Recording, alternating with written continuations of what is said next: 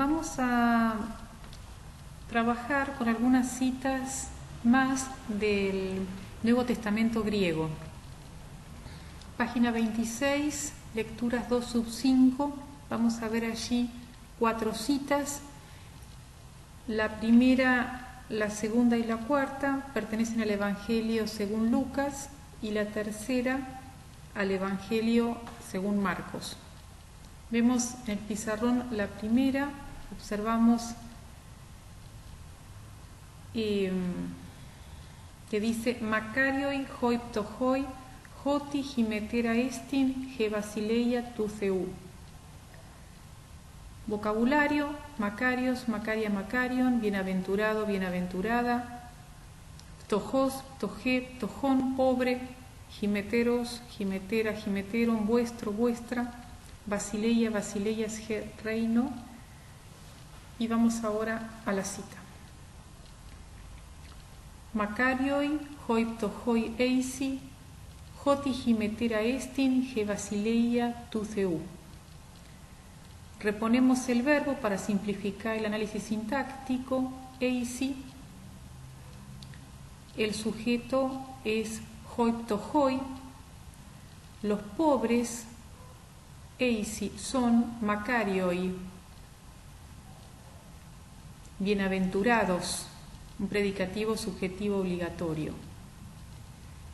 Y a partir de hoti tenemos una oración causal encabezada por el subordinante hoti, porque, y tenemos a continuación himetera estin he basileia tu theu. El verbo de esta subordinada causal es estin, su sujeto he basileia tu theu, el reino de Dios es himetera, vuestro. Predicativo subjetivo obligatorio, himetera, que modifica al sujeto y al verbo estin. La traducción de la cita, entonces, sería Macario y hoi ptohoi, bienaventurados los pobres son, eisi, que incorporamos nosotros, hoti himetera estin he basileia tu theu, porque vuestro es el reino de Dios. Lo traduje siguiendo el orden de las palabras en griego. Podríamos también utilizar el orden natural de la sintaxis en castellano y podríamos decir que queda: los pobres son bienaventurados porque vuestro es el reino de Dios. Vamos a la cita 2. Acá en la cita 2 les voy a dejar una tarea. La cita 2 se había trabajado previamente. Acá les muestro la imagen de lo que ya nosotros habíamos analizado.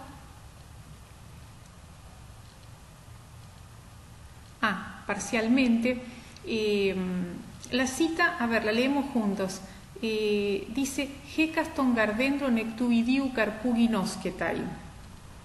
Ya habíamos traducido esta oración, no hay modificaciones en relación a la versión que tienen en el Nuevo Testamento o acá en la cita. Cada árbol se conoce por el propio fruto. En todo caso, busquen la cita, revísenla.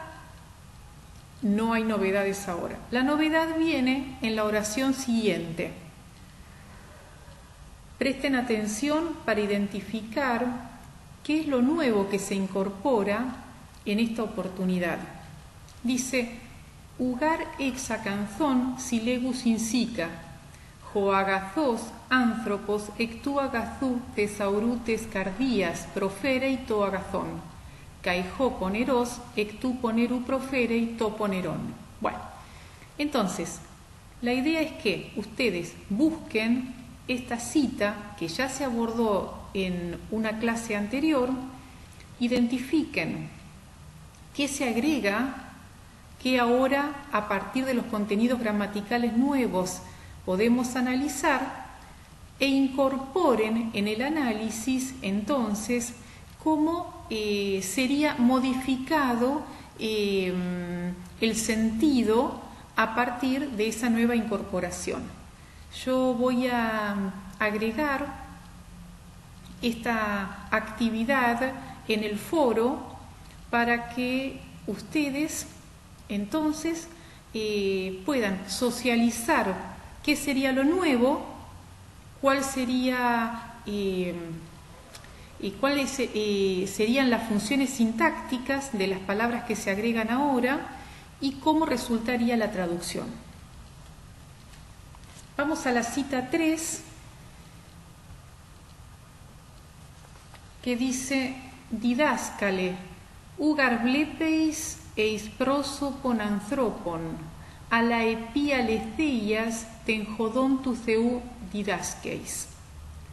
Digamos antes que nada que esta cita pertenece al Evangelio según Marcos. Aún nosotros no tomamos citas de ese Evangelio, así que digamos brevemente que Marcos fue un discípulo de Pedro, probablemente romano. La prédica que nosotros leemos en este Evangelio probablemente esté íntimamente ligada a la prédica del mismo Pedro, con el cual Marcos tuvo un vínculo directo. Quizás algunos historiadores sostienen que quizás participó Marcos en la última cena, y la idea general de este Evangelio tiene que ver con mostrar las evidencias de que Jesús es Hijo de Dios. Él, en principio, se supone que con este Evangelio se dirige a los romanos. Y acá vemos un pasaje que no es un pasaje elegido al azar o en relación con los contenidos gramaticales, sino que tiene un plus. Nos permite comprender la idea de que los tres evangelios, el de Mateo, Lucas y Marcos, están relacionados por el sentido, son reelaboraciones uno del otro, como explico en la clase. Didáscale, ugar blepeis eis prosopon anthropon, ala epia letheias tenjodon tu theu didasqueis. Algunas cuestiones iniciales. Bueno, alá, ahí tienen una crasis, se ha omitido la alfa en alá, porque la palabra siguiente comienza con vocal épsilon, y lo mismo pasa con la palabra que está a su lado, epi, la iota, cae delante de la alfa de aletheias. Vamos al vocabulario. Didáscalos, didascalujo, maestro, blepo, ver, mirar, prosopon, prosoputo. Ahí no salió la tilde en to, el artículo. Rostro, cara, aletheia, aletheias, ge, verdad, jodos, joduje, camino, y didasco, enseñar. Bueno, la primera palabra didáscalo es un vocativo, una invocación. En la oración tenemos un predicado verbal compuesto con dos núcleos coordinados por alá. Vemos el primer núcleo del predicado verbal compuesto es ublepeis eis prosopon anthropon, sujeto tácito, sí, tú. Blepeis es el núcleo verbal, eis prosopon anthropon, un complemento circunstancial.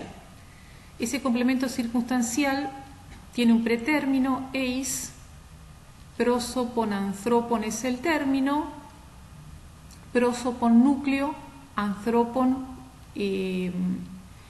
un complemento determinativo. No seguí poniendo las funciones para no sumar más palabras al análisis, simplemente lo completo de palabra. Hasta ahí tenemos Maestro, pues no miras hacia el rostro de los hombres. Alá, sino, vamos al segundo núcleo del predicado, el verbo es didaskeis, enseñas, epi alétheias, un complemento circunstancial, con verdad, tenjodón tu ceú, un objeto directo, el camino de Dios. En tenjodón tu ceú, ten es modificador directo, jodón núcleo, tu ceú complemento determinativo, y en el nivel superior tu modificador directo y ceú núcleo. Leemos de nuevo, didáscale, maestro, ugar blepeis eis prosopon anthropon, pues no miras hacia el rostro de los hombres, alá epi alétheias ten jodón tu ceú didaskeis, sino con verdad enseñas el camino de Dios.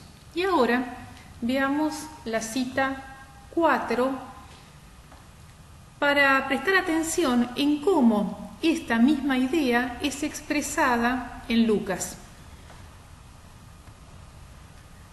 Lucas dice, didáscale, orthos legeis kai didaskeis kai ulambaneis prosopon, alá epi alétheias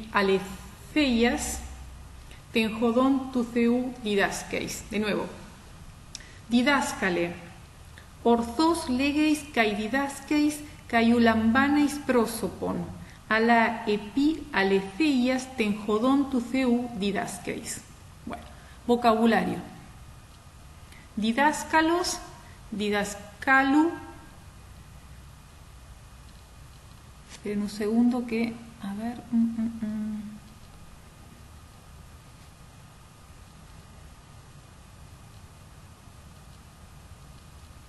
Ahora sí.